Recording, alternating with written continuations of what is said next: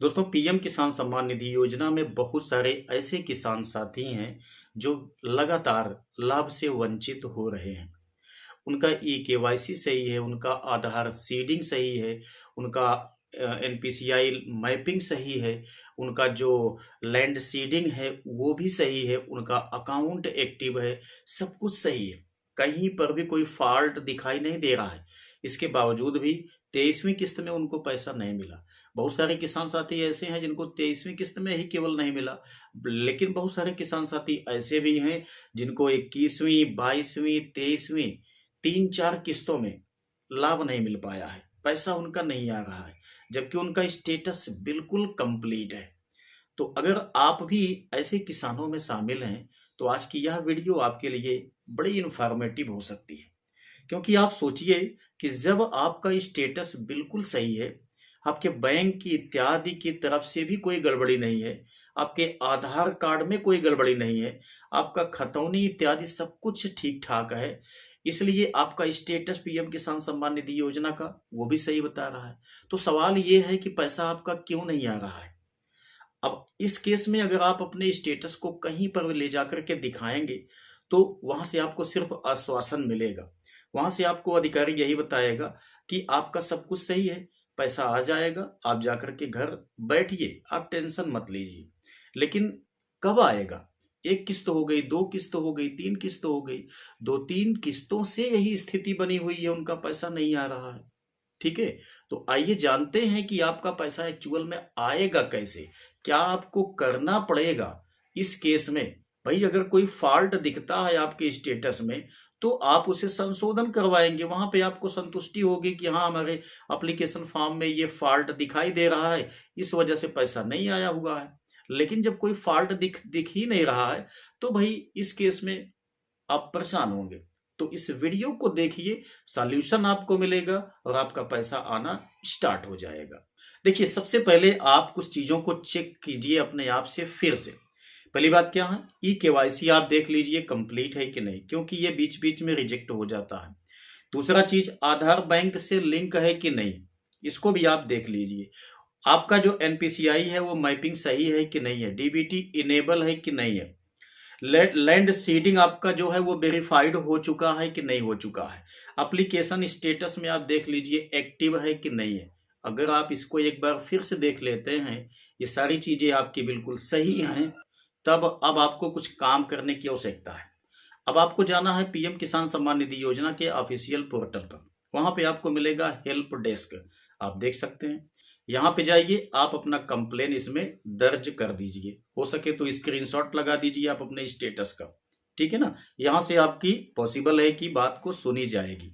उसके बाद देखिए, अगर आपका यहाँ से भी काम नहीं चल पाता है, तो आप यहाँ पे देखिए, मैं आपको एक हेल्पलाइन नंबर दे रहा हूँ, इस पे आपको कांटेक्ट करना है। उसके बाद आप ध्यान दीजिए, जब भी कांटेक्ट कीजिएगा, आपका जो आधार नंबर है वो आपको याद होना चाहिए या आपके पास रहे। पीएम किसान योजना का रजिस्ट्रेशन आपके पास रहना चाहिए। मोबाइल नंबर आपका होना चाहिए। बैंक खाते की जानकारी आपके पास रहना चाहिए, क्योंकि जब आप कॉल करेंगे ना, तो कंफर्मेशन के लिए आपसे ये सारी चीजों में से कुछ भी आपसे पूछा जा सकता है। भाई, कोई दूसरा इंक्वायरी ना कर ले आपके अकाउंट की, आपके स्टेटस की, इसलिए ये प्राइवेसी के तौर पे आपसे पूछा जाएगा। ठीक है ना, तो इनसे आपका समाधान हो सकता है। जब आप बताएंगे तो आपका जो प्रश्न है, आपकी जो समस्या है, इसे अधिकारी सही तरीके से सुनेंगे और उसे आगे फॉरवर्ड कर देंगे। तो आपके एप्लीकेशन पर विचार किया जाएगा और आपको शामिल कर लिया जाएगा। दूसरा चीज ये है कि अगर आपको यहां से भी कोई फायदा नहीं मिल पाता है, तो आपके पास एक और ऑप्शन है। वो क्या चीज है? ईमेल के माध्यम से भी आप आसानी से अपनी बात को कृषि अधिकारी तक पहुंचा सकते हैं। उसमें आपको अपना नाम, Aadhaar number, registration number, mobile number और आपकी जो प्रॉब्लम है, भाई पैसा आपको नहीं आ रहा है, तो आप सीधा सीधा यही दर्शाएंगे ना कि हमारा सब कुछ सही है, स्टेटस बिल्कुल ओके है, लेकिन फिर भी पैसा नहीं आ रहा है। क्यों नहीं आ रहा है, इसे आप देखिए, उसके बाद ये सॉल्व कीजिए प्रॉब्लम। ठीक है ना, तो आपके पास यहाँ पर 3 माध्यम हो गए, जिससे कि आप आसानी से घर बैठे हुए अपने एप्लीकेशन को लेकर के आप कंप्लेन को दर्ज कर सकते हैं। चौथा माध्यम मैं आपको बताता हूं, इसके लिए ध्यान दीजिए। आप जिला कृषि अधिकारी, ठीक है ना। और जो सीएससी या पीएम किसान नोडल ऑफिसर होते हैं, आप उनसे एक बार मुलाकात कर लीजिए। ठीक है। ये आपको संभवतः जिला कृषि अधिकारी यानी कि जो डिस्ट्रिक्ट लेवल पर विभाग बनाया जाता है, वहां पर आपको मिल जाएगा। आप वहां पर जाकर के एक बार मुलाकात कर लीजिए। लेकिन हाँ, आप जब भी वहां पे जाइएगा, आप अपने आधार कार्ड को, अपनी खतौनी को, अपने बैंक पासबुक को, और साथ ही साथ आप अपने एप्लीकेशन का जो डिटेल है वो निकाल लीजिएगा। स्टेटस भी आप निकाल लीजिएगा।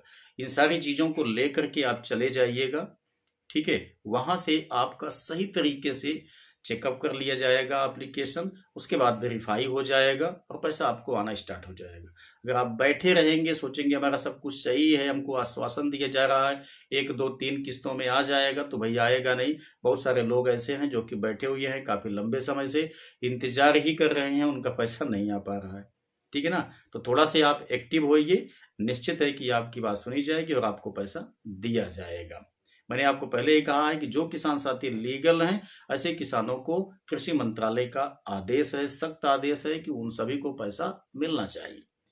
आई होप कि इस वीडियो से आपको काफी कुछ जानने सीखने को मिला होगा। यदि आपको वीडियो पसंद आया है तो लाइक करना, अपने दोस्तों के साथ भी इसको साझा अवश्य कर देना। तो चलिए मिलते हैं नेक्स्ट वीडियो में नई जानकारी के साथ, तब तक के लिए जय हिंद।